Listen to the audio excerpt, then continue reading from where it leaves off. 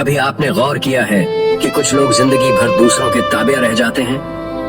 वो हमेशा खौफजदा, मुहतात और अपने फैसले दूसरों के ताबे रखते हैं। असल वजह यह है कि बुज़दिल लोग अपनी सोचों और आदत की कैद में बंद होते हैं।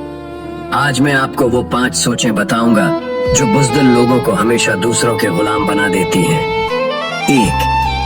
बुज़दिल लोग हर वक्त अपने नाकाम होने का खौफ रखते हैं।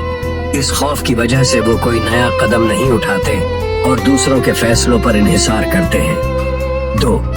ये लोग हमेशा दूसरों की राय के पीछे चलते हैं। अपनी सोच पर भरोसा न होने की वजह से वो कभी खुद मुख्तार नहीं हो पाते।